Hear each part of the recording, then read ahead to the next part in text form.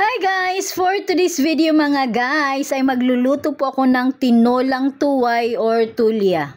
Namiss ko po kasing mag-ulam ng seafoods mga guys, no, kaya ito muna ang aking ulam. So bali nagpakulo ako ng tubig, 2.5 baso mga guys, no. Tapos pagkakulo po niya mga guys, no, sunod-sunod ko na pong nilagay yung mga ricado. So ayan mga guys, kumukulo na po siya, no. Ilagay na po natin ang ating tuway. So mga guys, no, titimplahan ko po siya ng patis, no, konti lang muna. So ayun mga guys, kumulo na po siya, no.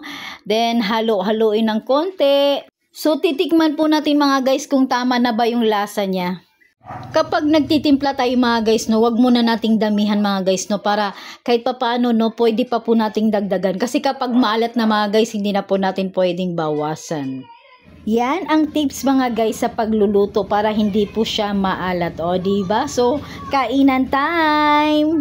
Tara mga guys, samahan niyo po akong tikman ng aking nilutong tinulang tuway. O diba mga guys? Alam niyo ba mga guys, no, yung sabaw pa lang nito, matamis talaga siya mga guys, no? Naalala ko pala mga guys, no, yung mga nagpapa-breastfeed, ano, naku, the best talaga yung sabaw nito mga guys, no? Yummy, yummy!